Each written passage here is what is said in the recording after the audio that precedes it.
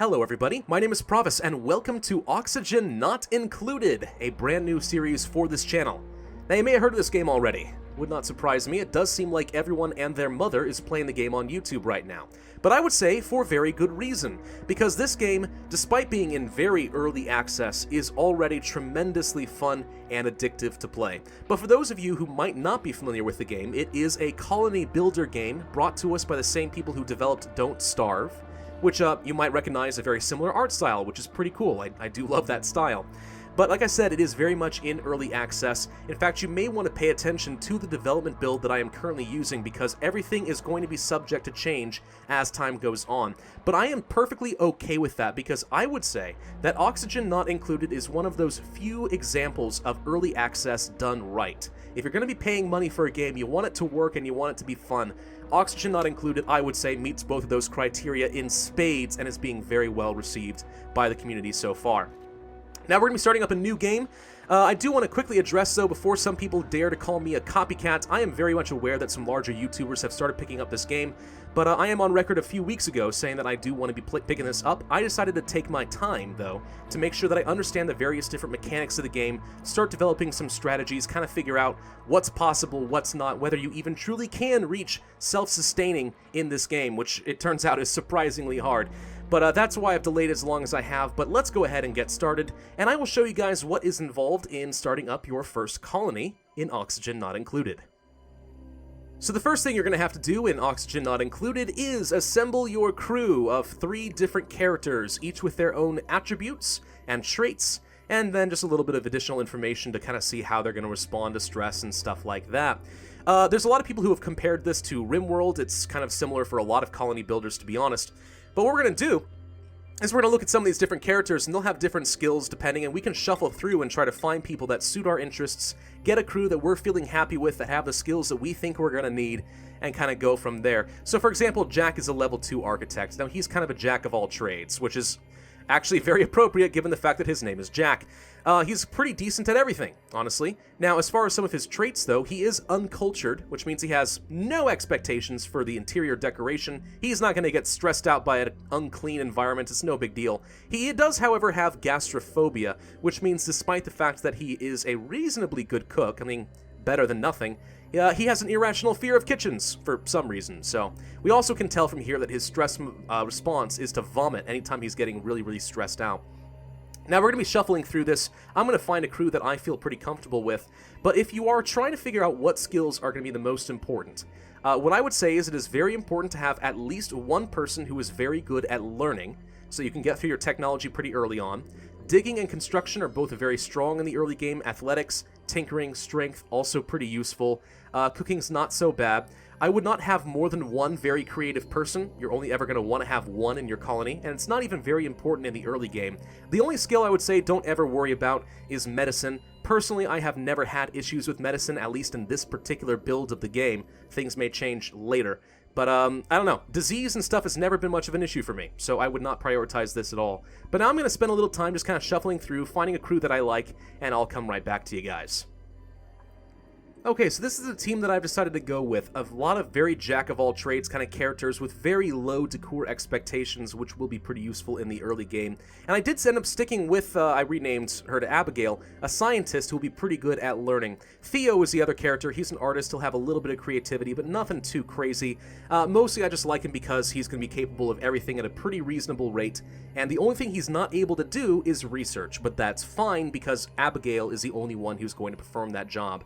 One thing about Abigail, though, is she is narcoleptic. She is prone to just passing out randomly, so we are going to have to be paying attention to that. And as far as the name for our colony, I'm going to call it the Disastrous Ant Farm, because to me, this game does kind of look like it kind of looks like building an ant farm to me, but you'll see. If you haven't seen it yet, you're going to find out in just a few seconds. Now, if you don't know what the story is for this game, don't worry. Nobody does. I have some theories, but that's about it. Alert! Your crew has awoken miles beneath the surface of an unfamiliar terrestrial body. Oddly, they have no recollection of how they got here. It might be best to start digging. So basically we start off with this thing called a printing pod, and every few days it will allow us to create a new person. It seems to 3D print an entire living person, and actually they're not just called humans, they're called duplicants instead of duplicates. Presumably to me, this seems to me that we're like creating people in some sort of a moon or asteroid that are copies of people on Earth. I'm not too sure for what purpose, but that does seem to be the goal, more or less. Alright, so one of the first things I am going to do is kind of survey the area, find out what resources we are working with, and actually this is a pretty good start, I think. Lots of oxygen, lots of gases kind of here in the background, so we can move into this immediately. Not a lot of vacuums, so much oxygen, actually. This is a really good start, and tons of water. Water above, water here, here, 5 reservoirs. Lots of copper, some coal, a fair bit of algae. All in all, yeah, this is actually a really, really solid start. I'm definitely going to go with this. So, let's go ahead and do exactly what the opening script suggests and tell our duplicants to begin digging out our base. The list of commands are down here. We have dig, harvest, prioritization, sweeping, mopping, deconstructing, and so on. For now, let's just go ahead and tell these guys that we want to dig out, let's just say, this entire area here and this entire area here. Just kind of free out some area, get some more resources that we'll be able to use, open ourselves up to this new source of oxygen, and just kind of see how we feel. And they'll kind of use their multi-tool purpose guns here to just dig. This is the same sort of thing they use for transporting liquids, sweeping, building, I don't know. Pretty useful tool, honestly. One of the things we are going to do pretty early on, though, is we're going to go ahead and build up a storage area, just so that they'll have some place to put this stuff if they have nothing better to do. They'll sweep up all the resources, sandstone in this case, and place it inside of a storage bin, kind of like a chest or something, I don't know. As far as what minerals we're looking at here, it looks like we are primarily surrounded by sand and sandstone, which makes sense. There's a bit of dirt, some fertilizer down here, which will be pretty useful for farming. This is copper, this is coal, and the further out we get from the center of this map, the more we'll get toward granite, igneous rock, obsidian, and so on and so forth. This stuff appears in an organic material known as algae. You're probably familiar with that. And it's actually going to be very useful for producing oxygen in the early and late game, so we're going to hold on to that. And then this little guy right here, oxalite, is something pretty unique. I like to think of it as crystallized oxygen, because what it's going to do is over time it's going to start kind of evaporating and emitting oxygen into the room until it kind of loses all of its mass and just disintegrates. You can mine this stuff, but in the early game, it's really your source of oxygen. We don't have anything producing oxygen for us. We don't want to suffocate. We are relying upon this stuff. So I never would recommend mining the oxalite out. Kind of keep it where it is, and you'll be doing just fine. One other thing I guess I can go ahead and point out right away, because a lot of people do seem to have trouble with this mechanic, is the prioritization system. I've seen a lot of YouTubers struggling with it. This prioritize button right here, you can see that there is a series of numbers associated with every task that these duplicants are expected to perform. And right now, by default, every number is 5. They all have the same level of priority. Now, what most people seem to think is if you click prioritize and then just click on something, that makes it a higher priority. It does not. You have to reassign a number to the task. And right down here, you can see 1 through 9. 9 is the highest priority, and 1 is the lowest. So it's not really your number 1 priority, it's your number 9 priority, if you want that to work. So what we're going to do here, for example, is if I click on the 9 button and hit this, we've changed the number of the task to a 9, which means that before they do anything else, these duplicants are going to mine out this specific tile. Okay? Hope that makes sense. I've seen a lot of people make a mistake with that so far, but it is a pretty useful feature as far as helping make sure that the base runs smoothly. You prioritize cooking or generating electricity or whatever the heck else it's going to be. So there you go. Now, one of the things that I think a lot of people kind of overlook is the jobs task over here, or list.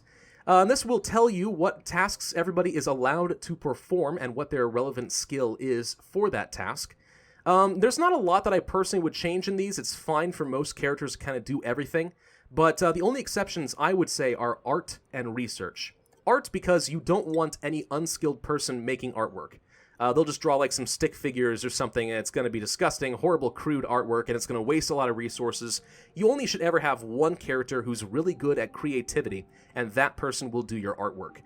Preferably like level 6 to 8, something like that. I'm not sure, I don't have anyone who's really good at it right now, but Theo was my best, so I'm going to make sure he's the only one who can do that. The same sort of thing goes for research. You can have other people do research, that's fine. It's just going to be a heck of a lot faster if Abigail does it. So I would rather that she is the one who prioritizes that job, and no one else is able to use that resource.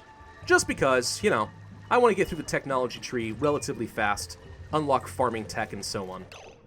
Now, if you're not familiar very much with this game, I'm kind of assuming you have some familiarity, but if you are not, is this chlorine? It is. What are you doing here? If you're not familiar, though, one of the major features of this game is that it does actually have some fluid dynamics aspect to it. Specifically when it comes to gases and liquids. Well, I mean, those are both fluids there, but specifically gases, I think, are the most interesting. In the background here, you can kind of see the oxygen flowing around in the room based on wherever the pressure is the highest, and it's pushing oxygen to wherever the pressure is the lowest, and it's trying to reach some sort of new equilibrium, which I think is pretty cool. But also, as we are breathing oxygen and exhaling carbon dioxide, what you're going to see is the gases interact with each other based on the heaviness of the gas. So carbon dioxide is heavier than oxygen, and it's going to start congregating toward the bottom of the room, kind of going down to this point, for example. And that's where you're going to find oxygen more or less goes. Whereas if we had hydrogen, hydrogen is lighter than oxygen, and that would float up toward the top of the room. That's actually a really important thing to understand as you plan out your base. For example, you don't want to have people sleeping down at the bottom because carbon dioxide congregates there, and they're going to start suffocating. You want to be high enough at the level where the oxygen will be. And perhaps you want to set up some farms down toward the bottom so that your plants are able to convert carbon dioxide back into oxygen, which floats back up, and so on and so forth. So it's very useful to understand how those mechanics are going to work, I find. You'll probably figure a lot of it out as you go, but, you know, just kind of a useful thing to understand as you are planning your base out. Now, personally, as far as my style, what I often will do in this game is I kind of build things like several different floors in a skyscraper, you know? For example, I like to go 1, 2, 3, 4, 5, 6, just kind of plan out these tiles, then build a ladder down here, like so, and then we'll place tiles about like this. Let's see, 1, 2, 3, 4, 5, 6. So something kind of like this. And this way people are able to kind of go up and down into different floors. I can section these areas out based on different jobs that I want them to perform. Like there's a power floor and a sleeping floor and stuff kind of like that. So for now, I'm going to go ahead and tell these guys to prioritize building this stuff out, kind of expand our base. But we'll need to build a few new things. For example, one of the early buildings that we will want to get is an outhouse. Right here, which is basically your standard latrine. It will give them a location to relieve themselves in privacy, and it'll eventually kind of fill up the pot, and we'll have to get rid of the contaminated dirt. But it's a good way to start off, and it's a good way to make sure that your duplicates do not build up any stress. Because I don't know about you, but personally, I find that when I desperately need a bathroom and I can't find one, I get very stressed. We don't want to make these guys go through that, do we? No, absolutely not. We love these cute little guys. So let's try to make their life a little bit better. Stress actually is a very important mechanic in this game. You're going to see it up here, that whoever has the highest stress will be shown. Basically, the more stressed out they are, the worse they are at performing their jobs, and the more likely they're going to stress out and reach kind of a breaking point, the same way you would in RimWorld. So some people are going to be very destructive, some people just kind of wander around in a daze, others just start puking their guts out everywhere. I mean, you never know what it's going to be. So do pay attention to that. It's not as much of an issue in the early game, but it's definitely a problem in the mid and late game, big time. I've had a lot of issues with stress, so you can try to get around that with a lot of artwork, but we'll go into that kind of stuff later. For now, it's probably not a very high priority. Let's make sure we mine this entire area out, with the exception of the oxalite. I don't want to mine this out. I want it to do its thing and keep emitting oxygen into the air. Eventually, it will use itself up and go away all on its own. Alright, what else do we want to talk about here? I guess you can see here on the right that we have a list of all of our different materials. So for example, here's all our raw minerals. We have 19,608.4 kilograms of sandstone, which is a good building material. We also have some edible stuff, field rations. Muckroot is something we've apparently found already. And if you don't know how food works, every character is going to consume about 1,000 kilocalories per day. So we need 3,000 per day right now. We probably have about a week's worth of food, and we'll be able to make more food and stuff as we go, but it's not a very high priority to begin with. Unless, of course, your character has like a bottomless stomach trait, in which case they're going to eat a heck of a lot more, and you want to be prepared for that. But for now, things seem to be going pretty well. We're just kind of mining this area out. I'm going to bump up to speed 3, because I do kind of like going through this game fast. The animations are really cute to watch. It's a beautiful artistic game that I kind of enjoy, but I don't know. Personally, I'm just a little impatient. I like speed 3. I like going quick. I don't like having to wait, so, you know, sue me. That's just kind of how I play this game. Now, one thing I am going to do early on here, before I forget, is I'm going to set out some cots. 1, 2, and 3. And these are just basic little beds. We could give everybody different bedrooms, but thus far I don't really see any advantage to doing so I'm not going to bother. But this gives them a place to sleep instead of just the floor, which means they don't build up stress overnight. They get a better night's sleep, and they'll perform their job a little bit better, so no problem whatsoever. Now, as far as the different challenges you're going to find in this game, one of the things I really like about Oxygen Not Included is that the challenges really evolve over time. What you're going to find in the beginning of the game is you really want to make sure you get plenty of food and plenty of oxygen, right? The absolute bare necessities. I need to breathe and I need to eat, okay? That's what you need.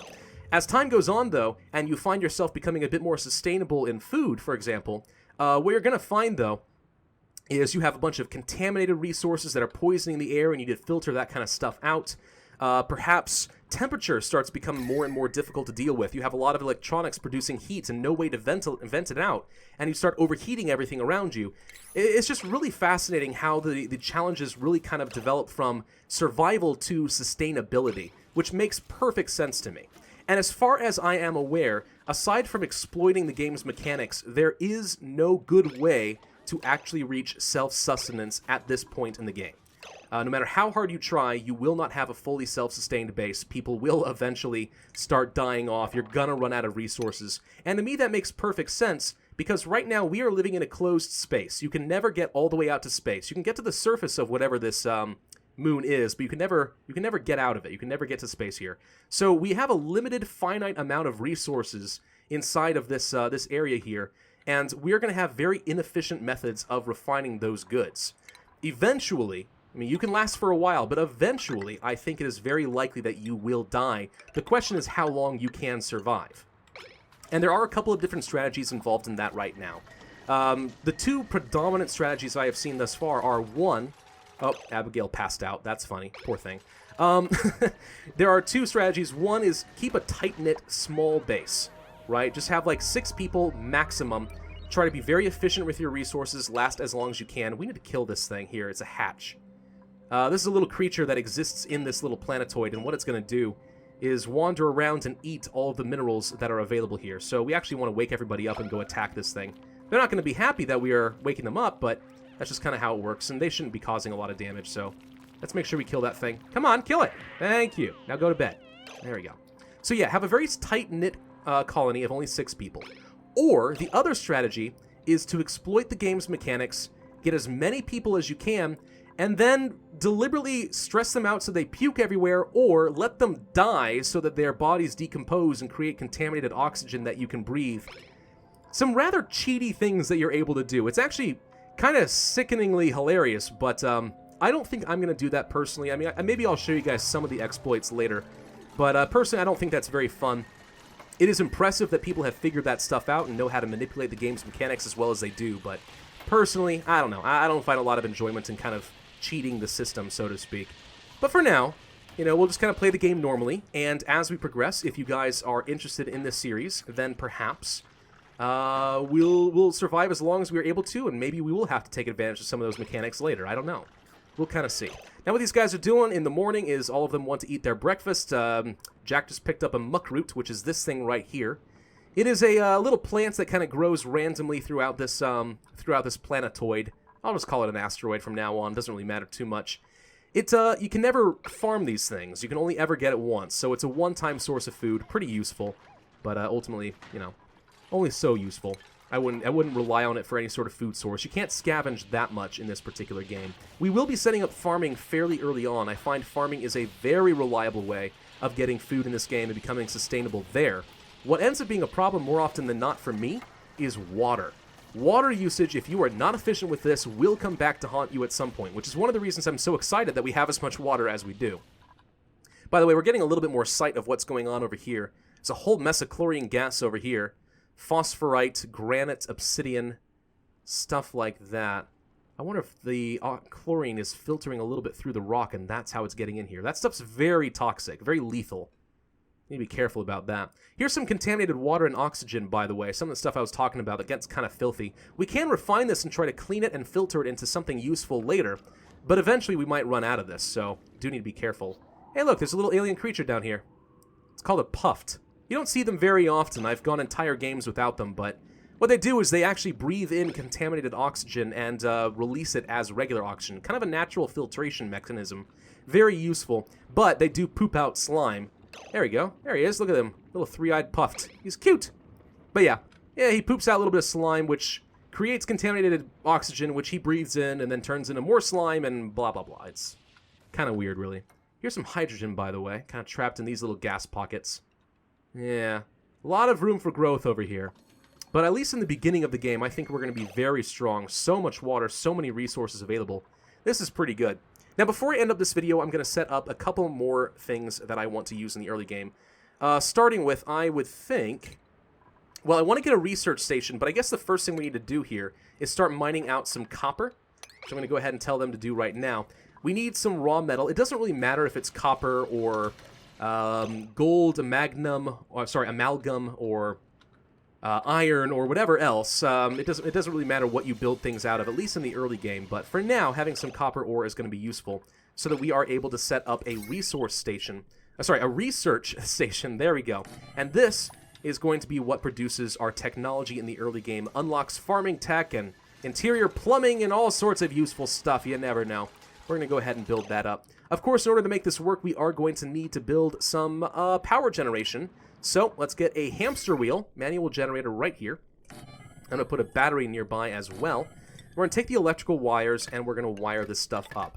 Now, I typically hide the wires under my tiles. You can do that with tiles. Wires and plumbing can both run through this.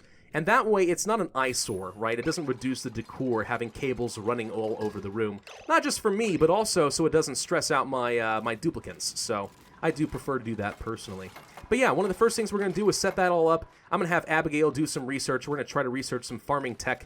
And we can see here that the oxalite is using itself up already. So pretty soon, we are going to need to set up our own sources of oxygen.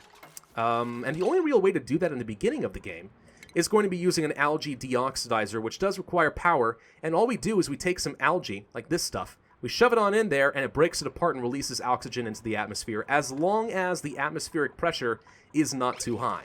Yeah, I know, I'm talking about atmospheric pressure. There's going to be temperature and thermodynamics and fluid dynamics and all sorts of stuff like that. This game is actually surprisingly high on the physics. It actually might even be a good tool to use in schools someday, depending on how they develop it. But for now, we're going to end Cycle 2, and I'm going to end this video up. And then we'll get some research started, and we'll kind of build out our colony, get our fourth person, and hopefully do very, very well. If this is a series that is interesting to you guys and you'd like to see me continue playing it, please let me know down in the comments section. I will be watching to see how this video is received, and over the next couple of weeks, I'll play some videos, and if the series does well, I'll keep going, and if it doesn't, I'll move on to something else. So let me know what you guys would like to see, and we'll take it from there. Thank you all very much for watching. My name is Pravus, and I do hope you enjoyed this video. Be sure to hit that like button, leave a comment, and subscribe if you are new. And I, as always, will see you guys next time.